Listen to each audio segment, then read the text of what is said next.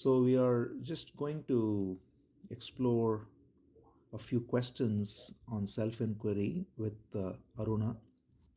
Some of these questions keep coming back, and it may be worth looking at it in a fresh way. We want to explore these questions on a regular basis. So, if anyone has any questions, you are welcome to put it in the comments too. We can take it up as a series of dialogues exploring various aspects of self inquiry, thereby clearing any doubts or questions that cloud the mind. So, with that, we'll get started. I think Aruna wants to begin with perhaps some basic questions that will be of help to others, everyone, in fact. So, please go ahead, Aruna. Yeah, thank you, Suresh, again for taking this time and looking at this in a fresh way. Oftentimes, for someone who's coming new to this, question of what is self-inquiry itself, Mm. it might not be as clear, or there might be an assumption of what self-inquiry is. Mm. So, can you maybe explain a little bit on what self-inquiry is and how does one approach it? Yeah. Yeah, it's very important to go into this because it's the basic and it's also the only question, in fact, that matters. See, when we say self inquiry, it is simply recognizing the true nature of who we are.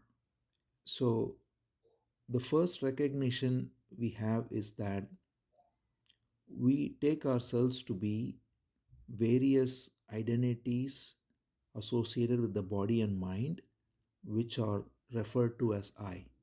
So, that is the word for self. So, when we say self, it is fairly obvious the word what it means.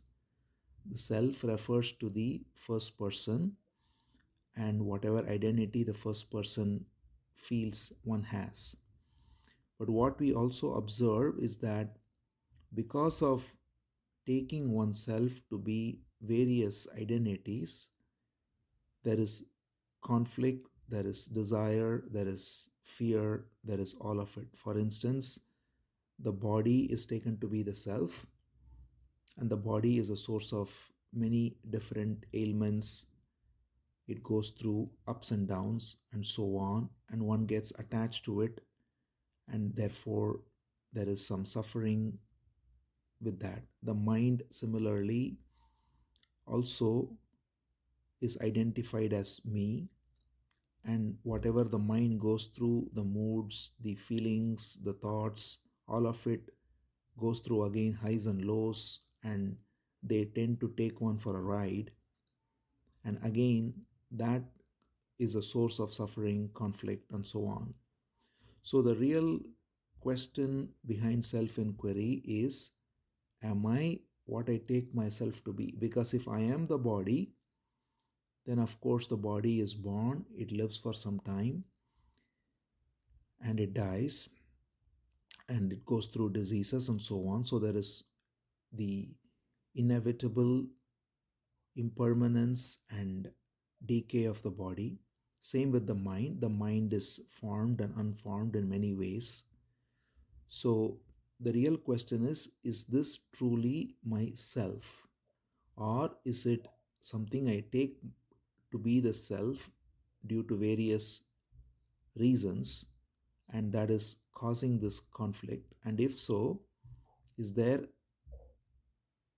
a true self that is transcending all these impermanent entities that come and go within one's consciousness?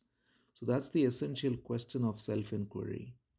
So it's inquiring into what is our true self. So when we begin with that, as already pointed out, we take ourselves to be the body. It's very common experience for everyone to associate with the body as I. But even a very preliminary inquiry leads us to realize that the body is constantly changing. The body at 10 or 20 is different from 30 or 40 or 50. It just keeps changing. And in fact, literally, it changes every moment. We just don't perceive it, but clearly we perceive it even in a year to year basis sometimes, and so on. So the sense of I is always here, but the body keeps changing. And the body has its own intelligence with which it functions. We also notice that the body functions in its own involuntary way, intelligently, whether it's digestion, whether it's circulation, whether it's all the various functions of the body, they're all happening. I am not doing anything. So I falsely identify with the body as me, but in reality, the body is a process that's happening on its own, and I'm just aware of it. So this is a very clear, logical observation if one looks even a little bit into the nature of the body, and yet it is a source of such great misidentification that one takes oneself to be the body. So there is that. Then the mind, which is more subtle, again, we dissociate from the body, we take ourselves to be the mind perhaps, and the mind is also constantly changing. It is formed through various factors which are conditioning the mind.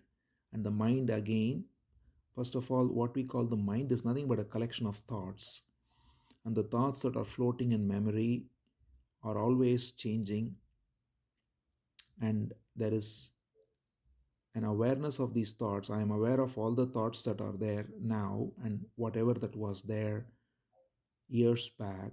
The sense of I is present regardless of the content of thoughts. So when we recognize that, we can see that the mind, which is the content made of various thoughts, which is always in flux, is not having any abiding sense of self. So when we recognize that too, then we come to the question of who am I? If the body is not having any sense of self, if thoughts are not having any sense of self, as we can see clearly, who am I? That is the question that brings us to this platform. And the reason for that question also is to recognize, as already mentioned, that the false identification with body and mind causes attachment, suffering, loss of objectivity, desire, fear, anxiety, all of it. So it is not an academic question, but it is a question that brings us freedom. When we are free of identification with the body or mind, then we are already free of getting too closely caught up in the various movements of body or mind. And that objectivity gives us freedom, peace, and a sense of space. And then one can probe deeper into the nature of I and whether that can give us an abiding sense of true peace beyond just removing the false identification with body and mind. So that's kind of a perhaps a way to introduce it, but we can go into it more. Perhaps if you want to add more to it or look into different angles, we can get into that. Yeah, that was a beautiful explanation. Actually, you went quite deep, which is very, very nice. A couple of things that stood out for me was you also went into why self inquiry happens, right? And which is the false sense of identification that we have with the body and mind, which actually are doing their own functions beautifully without really the I coming in. Just that identification creates a lot of suffering. And that's why people are drawn to this inquiry, because then the question becomes, who is the one who's suffering and why is this happening? And most of the times it becomes, why is this happening to me, or why am I suffering? But then it becomes a slow question of, as you said, you see that the objects that we identify with are slowly seen as not me or not mine. And then the attention goes into focusing on the I that is now taking ownership of, Mm-hmm. so what we sometimes call as the seer or the knower Mm. or the doer, right? So the focus then comes towards the I, and we also start to see that without the I clinging to some kind of an object, it cannot stand on its own. Mm. And Ramana Maharshi points this out beautifully for all of us. That was a beautiful explanation. Thank you. Oftentimes, when people hear this and are new to this, there's a thought that comes up saying that this I understand, but it seems just too hard, Mm. or I just cannot do this, or this is not my path. So, what would Mm. how should we then use self inquiry itself as a way to explore this thought that is rising up? Mm. And how can self inquiry actually help us see what we were just talking about, both the sense of I as well as the identification that would be happening Mm. with this thought that I cannot do this? Yeah.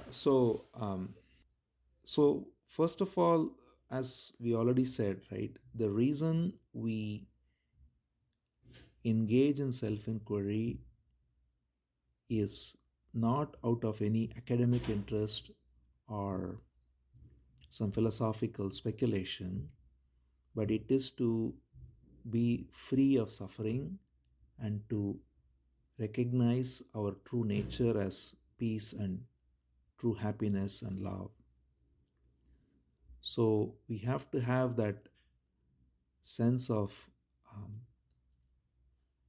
joy that is the main driving factor behind it.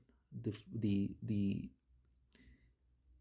intent to be free of suffering, to be in peace. So then when we look into this question, what happens is we, as already pointed out, we recognize quite easily that the body is constantly in flux, the mind is in flux, and yet one of the most interesting ways in which the mind operates is it is so persistent in creating these identities that keeps hijacking us into believing that I am the mind. So, one of the ways in which the mind does it is through exactly this thought that says it's very difficult, let's say. So, I believe in it that it is very difficult for me, and I have taken an identity that believes in it that this is a path and this is a difficult path and it is not for me and I need something easier. All of these are ideas that build up another image in the mind as I. So, the interesting thing to look into here is that very thought structure and the image it builds is exactly another incarnation of the mind, which is what we begin to by negating as not I. So, if we instead take refuge in some concept or some philosophy, then what we are doing there is we are identifying with something which is again an artifact of the mind. So I can, if I simply believe in something, including a concept of God, including a concept of uh, pure being, any of that, as long as it's conceptual, then we are still caught in the mind. We are believing in a concept. So I, in this field of consciousness, have various concepts floating around, and now I have added one more concept to it, let's say, and whether that concept is Brahman or pure consciousness or any of that, I still am in the same ground of the mind, identified with the mind through the division between the subject and the object. So, the fundamental insight of self inquiry is that both the subject and the object of every thought is ultimately coming from the ground of memory. So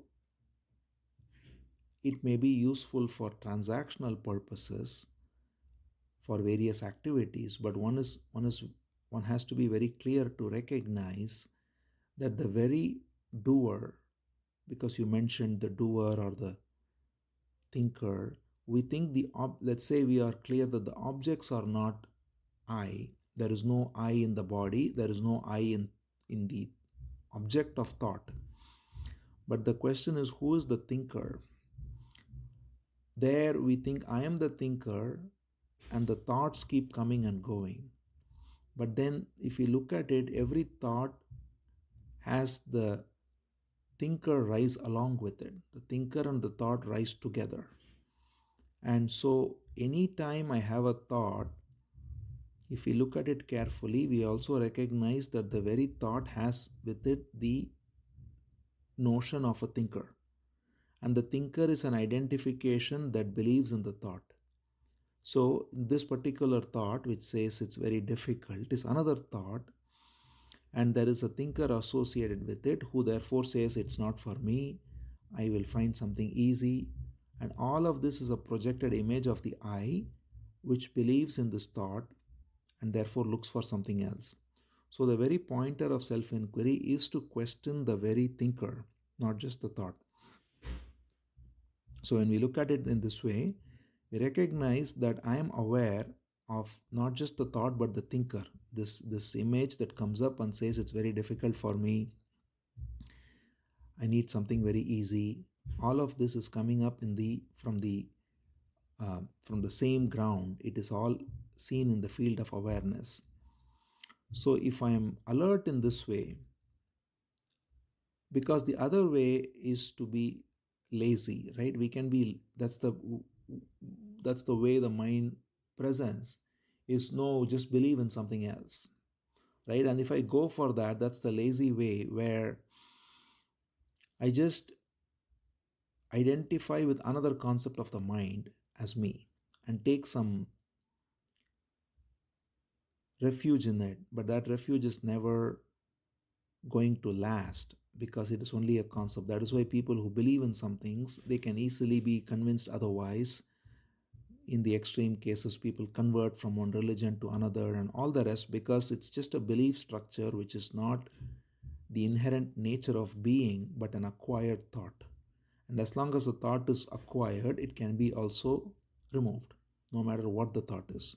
So people's belief is shaken, people's faith is questioned. All this happens because it's all based on a concept and the believer in the concept. The believer is the thinker or the subject, and the concept is the object. So the real question of self-inquiry is to question not only the thought but also the thinker. And when we recognize that the very thinker who believes in a concept and says, this is I, that very belief and the subject object division that happens in that belief is both seen clearly in the ground of awareness. And when we recognize this, then the question comes back to who is aware of all this. What is that is not affected by even the thought that it is difficult? So because when the thought comes, it's very difficult, I am aware of this thought. And I am aware of the one who wants to believe in it. So I am aware of the subject and the object of the thought.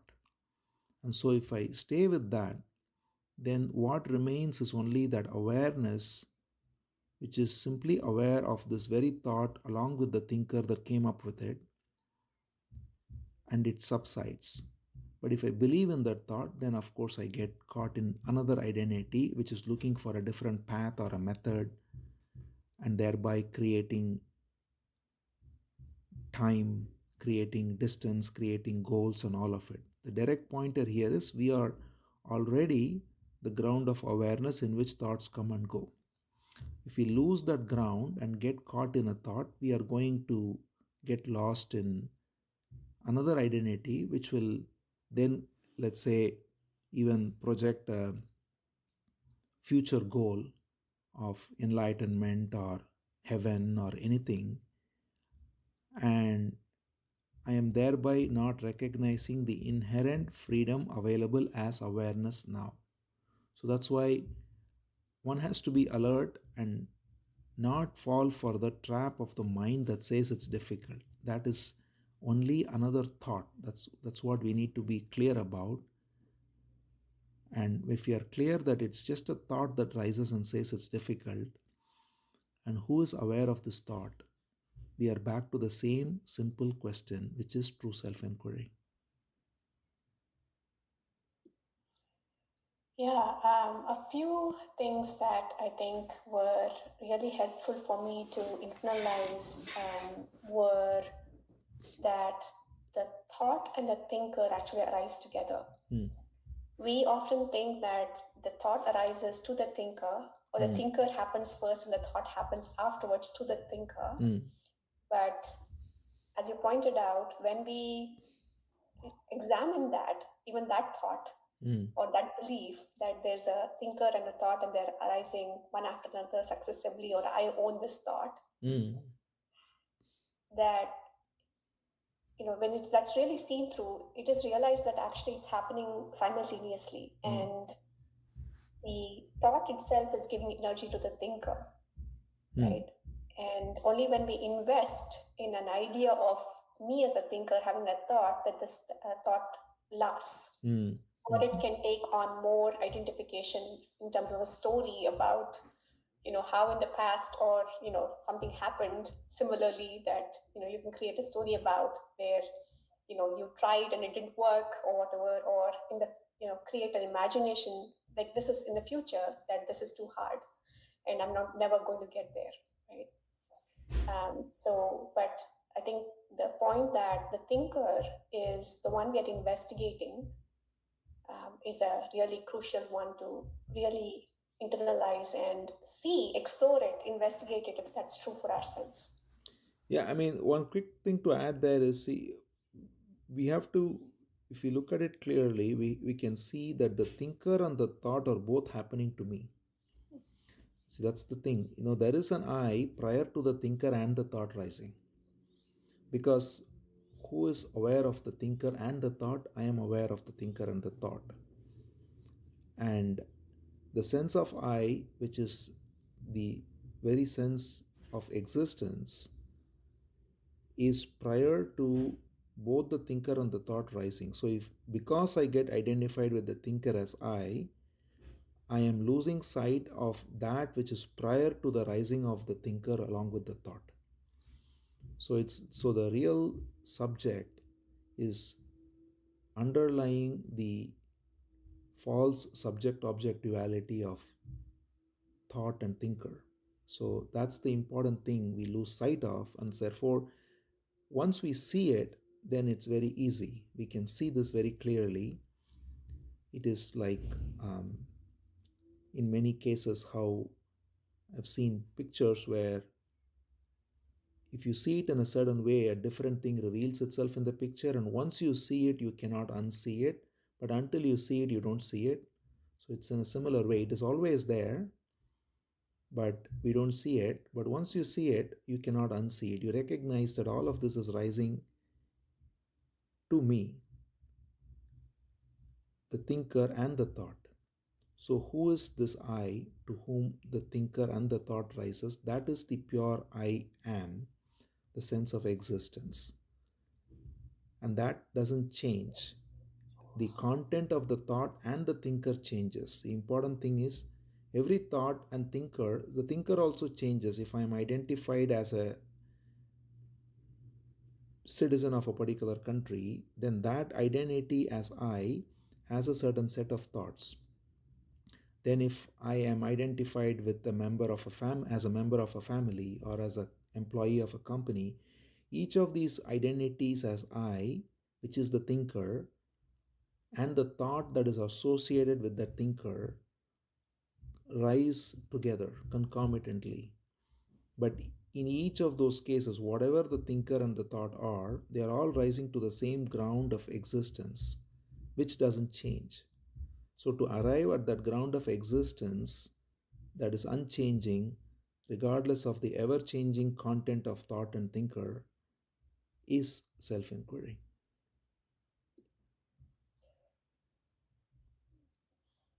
So there are few words we use interchangeably, which I think it'd be good to go a little bit deeper into, right? So there is a false sense of I that we attach to a thinker or a doer, right? That we also say I in a provisional sense when we Right. are interacting. For example, you and I having a conversation, and I'm saying you and I, That's right. but that is, in a transactional way, we are actually associating with thoughts, Mm-hmm. not in a, not as me and mine, but there is, for conversation to happen, there has to Right. be mind and there has to be a concept of I and you. However, when we talk about the ground of existence Mm-hmm. or the awareness that you talk about, and we using I in that context, or we say we are the ground of existence, or we say who is the I to whom the thinker and the thought is happening, Mm-hmm. or we say who is the me to him to whom that the thinker and thought is happening. That is not the same I that is taking ownership of the thinker and thought, right, that we use in a provisional sense, but that is the deeper sense of existence itself that we are again verbalizing maybe a little bit as I, me, and we. Mm. But I just wanted to like point that out slightly because sometimes we use the same terms interchangeably and it could be confusing. Which I are we talking about? Yeah, it's a very good point.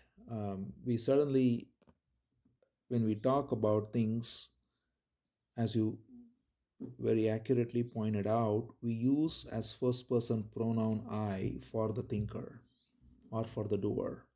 So let's say I am eating breakfast. The I that's eating breakfast is just the I that rises in that moment. And I can say I like this food or I don't like it, whatever it may be based on conditioning. All of that is just a provisional I rising as the thinker, as the speaker, as the doer, or as the perceiver, and I'm seeing something, hearing something. So all of that is only the provisional I used for transactional purposes. And we have to do that. Some people, in fact, which is also nice in a way, but it's just not natural for many, where they refer to it as this body is doing it or something like that, to not get identified with it as I, as even a way of speaking. But that's what we are referring to there, is that ever changing body or thoughts and thinker that is identified as I. But one has to be clear that that's just for language, and all of this is happening on the ground of existence, which is the real I, which rises every time we wake up as I am, and it is constantly present as the very sense of existence. So when we say I in the deeper sense, for instance, when anyone touches their heart and says I, that I that they refer to is the sense of existence that we are talking about. So we use the word I for both, as you very rightly pointed out, but it's important to recognize that one is simply for transactional linguistic purposes, and the other is the true sense of beingness, which doesn't come and go and which doesn't have to be even articulated as I. It is just there as the very presence, the very isness of being. The other thing that often comes up as a question is when someone hears, there has to be a recognition or alertness of this sense of existence. And, once we are aware of that and when that is seen, as you said, everything is everything else is seen to rise within it, right? Rises and falls Mm-hmm. away. Mm-hmm. And it becomes easier then to see things as they are and not identify with any false sense of self, and that can lead to a lot more Mm, proliferation of other thoughts or other sense of uh, deeper sense of identification that ultimately leads to our own suffering. mm, But then the reaction can also be, great, I want to do that. How do I get there? What do I do to get there? Right? How do I get alert? How do I recognize? And that can become a doing in itself. mm, So maybe you can talk a little bit about how that happens and what does recognition really mean? mm. Yeah, so recognition is not a doing, right? Because just as a simple example, which is actually the experience of many, in fact, you are wearing your eyeglasses and you forgot where it is and you're looking for it, and suddenly you recognize that you're wearing it already and you were just looking for it through the very same eyeglasses that you are wearing already. That recognition is an instantaneous thing. It is not a process of acquiring knowledge and memory. It is either there or not there, right? So it is not, therefore, something that one has to gather knowledge, gather information, and all of that. It is the instantaneous recognition of the sense of existence that is illuminating all activities of the mind. And when that recognition comes, then we are able to see clearly.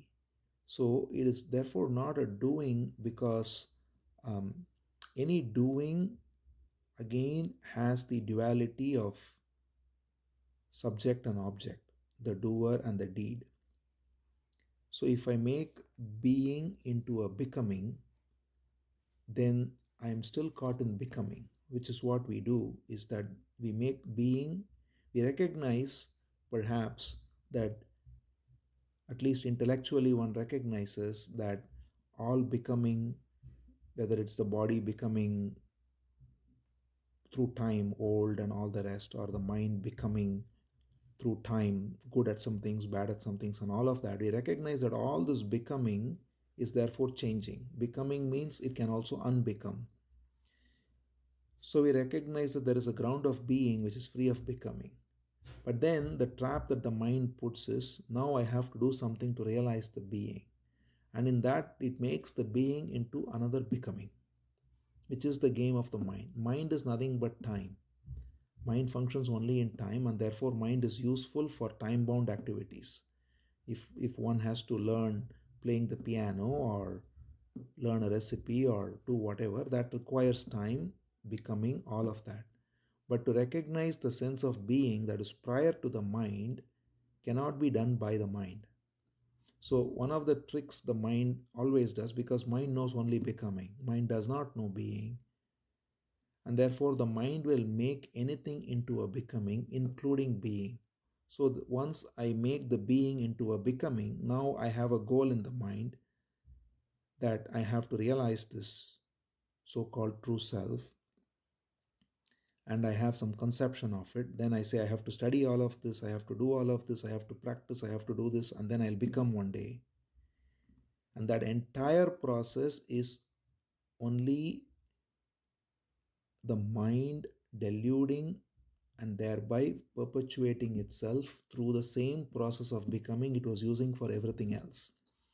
So, to see through the trap of the mind is really what self inquiry is all about, which is to recognize that being can never be recognized through becoming. So, when we see this clearly, then what shines forth as the very ground of awareness in which mind plays these games is the being. Now, another question that may come up is, why does it not always remain clear, because we, to take the example of the eyeglasses, we recognize we are wearing the eyeglasses and then we don't again forget it. I mean, some people might, but in most cases, once you recognize it once, it's there. Whereas here we see the sense of existence clearly as I. Then again a thought comes with a powerful, let's say, energy, emotion, or whatever. Then it pulls one back into identifying with that. So that is the where every metaphor fails, because no metaphor is perfect. One has to recognize they are all only to hint. So another example, that's why it's given, is like the sun on the clouds. The sun is very clearly shining through when the clouds part, but it doesn't mean the clouds will not come back again. The clouds can again come back and again cover the sun up. And in a similar way, one can recognize this sense of existence as I am, and then another thought may come with emotional baggage or something which pulls one back into identifying with it. And therefore, again, the sun has to shine bright in order to dissipate the cloud. So, similarly, again, one has to go back to this sense of alertness, presence, and disidentify from this false thinker and recognize that this thought, this emotion, this feeling is happening to me, to the sense of existence that I am, which is unchanging regardless of the content of the thought. So, this constant alertness is how the sun keeps shining. And when the alertness goes away, the clouds cover up again. So, that's why it is not a question of doing, but being alert. And if one wants to call it a doing, that's fine. It's just a language. But what's important to recognize it, it's not about doing in the sense of becoming. It is about only in the sense of revealing the ever shining being alertly, so that the cloud of the false identities don't cover it up. That's all. And one thing just to add, which has been very, very nice and very helpful, is you talk about this joy of, or doing it with surrender and love or joy, right? And it has to be a joyful alertness, and that is so true, because when you do it for the love of just being, then it automatically seems to feed itself, right? So it becomes, I mean, I'm using the word becomes, but it seems as if it becomes easier. But all that it means is, again, to use that metaphor that you said, slowly you see that even the clouds are being revealed by the same sun. That's it. Right? So, and the focus becomes more and more on that existence itself, which is revealing everything, including clouds in the sky, and even the seer, the mind that is seeing That's all it. this, That's right? And so, and that, just beautifully just becomes, you stay in that more and more, longer and longer. And just again, all these are just words we're using, but there's actually no doing or becoming, it just happens, right? And the other thing that came to mind is there's this beautiful Vedanta text called Triptishya Viveka, where usually anything cannot see its own source. So, like just as the objects cannot see the eyes see the objects, the mind sees the eyes cannot see the mind.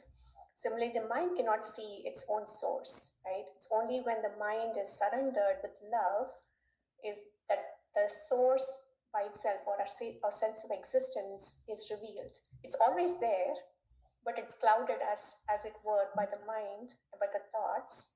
And the more and more we are able to see the thoughts in themselves, we rest in that awareness. And the awareness then, again, I'm using words here, it seems to expand in a way, and everything else is seen in that awareness. Right. Yep. Absolutely. Do we have time for one more question, or do you feel like this is a good place to stop today? We can do one more. That's fine. Okay. One other question that often comes up is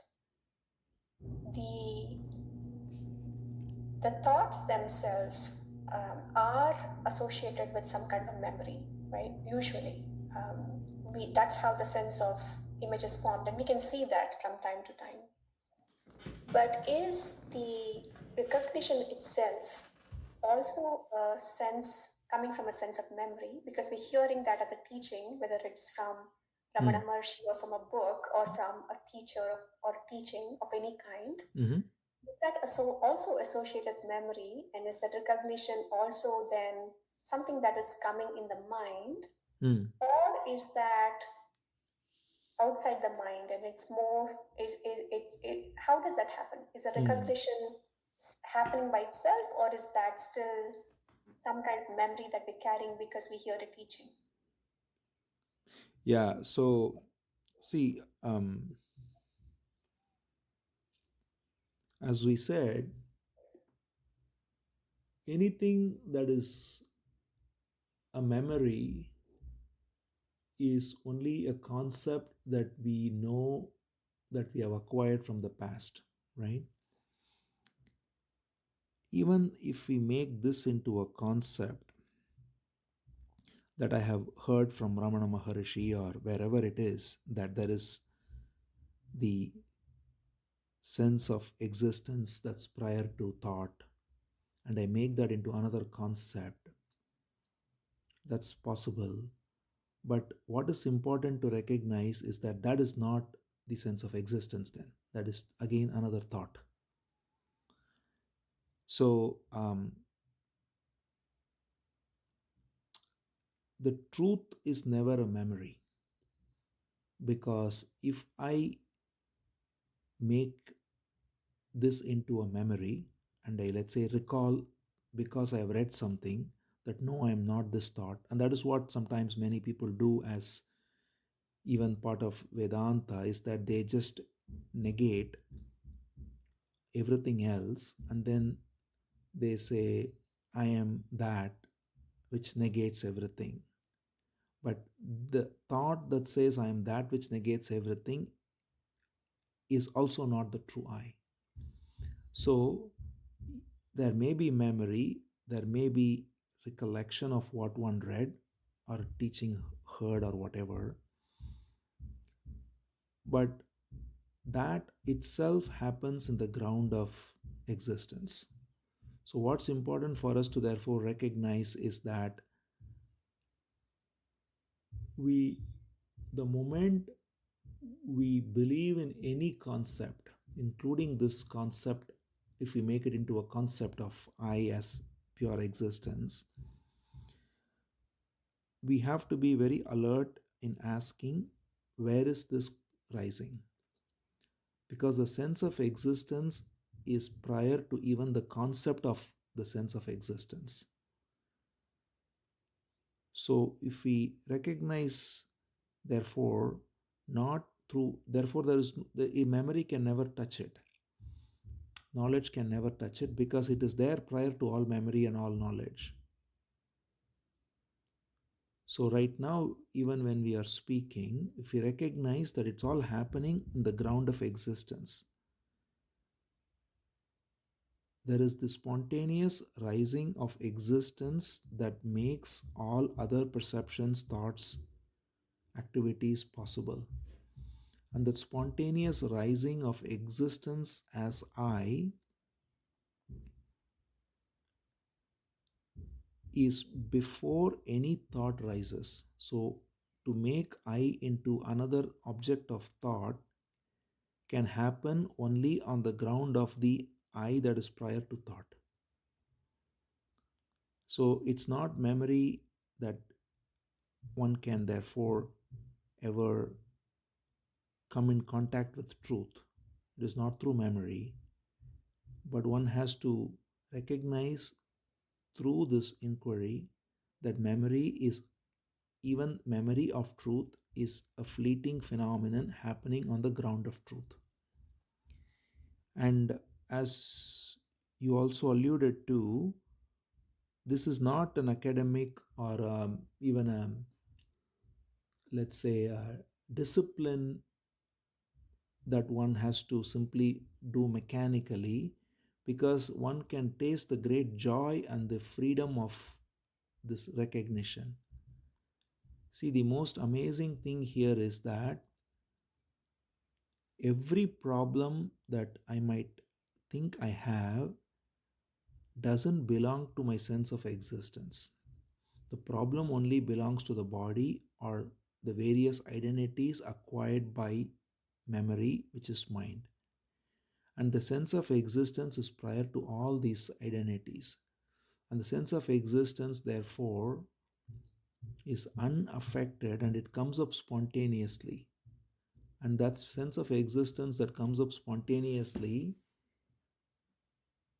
is what we call the pure divine source of all, because that source, the unmanifest source from which this manifest divine existence comes forth as I, is the same source that comes forth as existence in every entity, in all of creation.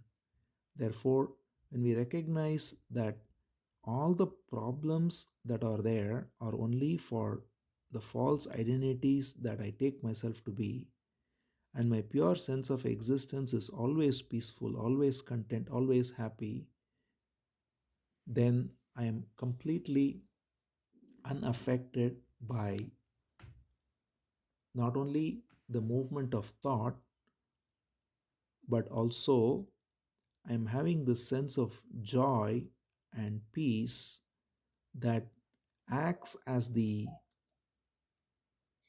pull. So, therefore, it is not some mechanical activity, but it is this joy of realizing our inherent freedom here and now. I think one of the things that was helpful for me as I reflected on this was the recognition itself, to your point, is not a memory because when the recognition happens, you can actually, if you pay very close attention, it's not a memory, it's just happening, right, by itself. Right. And you can say that through grace, or you can say that, the truth is being revealed at that moment. But there might be a split second after which there's a thought that comes up saying that it's coming from memory, or there's ownership of even that being taken up, right? Mhm. And I think that's very important to see, because then, again, like you said, you can see that it's another thought or it's another concept that's being made, Yep. Another thing that's being brought up. Again, that could also be through past memory, because you have a recollection of a knowledge coming only through memory, Correct. right? So, and I think every opportunity we can take to turn it back into just being Yeah. and not given to the thought at all. Right. And that comes through, as you've pointed out many times, not by indulging it nor rejecting it, Right. but just observing it and silently, and not even verbalizing it, because that again creates another thought. Exactly. The sense of existence is something that we miss all the time because we are always believing in some identity or the other that comes up as I. I mean, it's the most obvious thing and yet it's missed. That's why famously Ramana Maharshi said it's very simple, Ati Sulabham, because it's actually all the time there. But it seems difficult because we don't pay attention to it at all. We are always going outwardly, identifying with the body, identifying with the mind, identifying with thoughts, feelings, all of that. But we don't ever pay attention to what is the sense of being in which all of this come and go. And that's always present. There is the sense of existence as I am. If for a moment one is remaining without any thought, any body consciousness, any movement of the mind, one doesn't say that I don't exist. There is the sense of existence, I am, when everything is still. That sense of existence is peace, is joy, is true contentment, all of that. And we get in touch with it perhaps even during the day while completely engaged in an activity when the mind is still or in various times, but we do not recognize that that is our true being, and we simply move out of it into another mind projected identity. So the whole pointer here is to recognize that which is ever present and which is the source of the entire manifest creation, and which itself comes forth from the unmanifest ground, which is the source of all that there is, the absolute being. This is probably a really good place to start because a Sure. lot of really wonderful ways, pointers of just being watching patiently, as it were, when thoughts do arise, not giving into frustration, not giving into any judgment, but really staying with it as it Yeah, is. Just experiencing the joy of just being. absolutely. Thank you, Suresh, again. And like you said, as possible, we will continue this conversation, Yeah. and also we welcome questions from people who are listening. And we'll certainly bring those questions in this forum and have a conversation again. So thank you again.